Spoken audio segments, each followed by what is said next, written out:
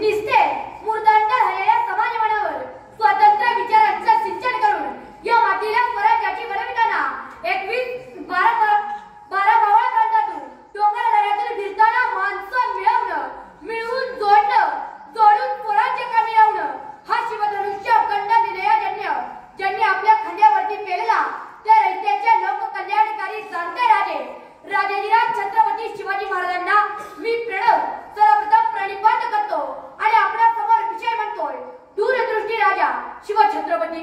मित्र हो या जगाच्या पाठीवरती काही तर राजे होऊन गेले. काही राजांचा अंत झाला पण यश मिळाले नाही. काहींना यश मिळाले पण अंत झाला. मुळात अंत आणि यश या दोन टप्प्याच्या मधोमध उभं राहून स्वतःच्या हाडाचं काढ रक्ताचं पाणी करत तुझणारा शून्यातून स्वराज्य निर्माण करणारा जगाच्या पाठीवरती एकमेव माता छत्रपती शिवरायाला या शिवरायांची ओळख करून देत असताना जगप्रसिद्ध इतिहास तज्ञ टायमर्सन असं म्हणतात की छत्रपती शिवाजी महाराजांसारखा राजा जर पाश्चिमात्य राष्ट्रात जन्माला आला असताना तर आमच्याकडची लोक शिवछत्रपतींच्या अक्षय यज्ञाचा ठेवा डोक्यावर ठेवून टाकली असती. महात्मा फुले म्हणतात शेतकऱ्यांचे कुलदैवत शिवाजी महाराज असून कुळवाडी भूषण असा उल्लेख करतात. या दूरदृष्टी शिवाजी महाराजांची दूरदृष्टी बद्दल मला अनेक मुद्द्यांवरती प्रकाश टाकावासा वाटतो.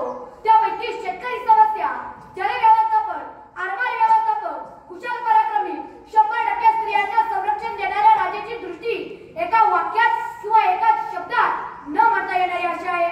शिवरायांच्या काळात वतनदारी होती.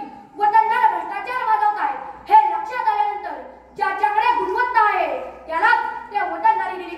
गावच्या पाटील तिचं वतन एका महार जातीतल्या माणसाला देणारा राजा म्हणजे शिवछत्रपती. पुराणाची साधी प्रत सापडली तरी तिचा सन्मान करणारा 18 पगड जातीच्या धर्माच्या लोकांना एकत्रित आणून एकाच ताटात जेवणारा राजा म्हणजे शिवछत्रपती. तुकाराम महाराज म्हणतात छत्रपती सूत्र विश्वाचे. याचा कानोसा घेत असताना मला असं वाटतं कुंपणानं शेत खावं तसं गावच्या पाटलानं पोरीवरती अत्याचार केला त्यावेळी पाटलाचा केलेला चौरंग तसेच हातपाय कलम करण्याची शिक्षा बायावाडी सारखा किल्ला स्वराज्यात घेत असताना किल्लेदार समुजीराव गायकवाडांनी किल्लेदारी महिला सावित्रीबाई देसाईवरती अत्याचार करून किल्ला ताब्यात घेतला. हे समजताच हाती घेतलेल्या पुष्पहाराच्या बदल्यात तप्त सळ्या डोळ्यात घुसून आयुष्यभर अंधारात कोठडीत डांबून ठेवण्याची स्वतःच्या सरदाराला दिलेली शिक्षा. त्याच वेळी 1968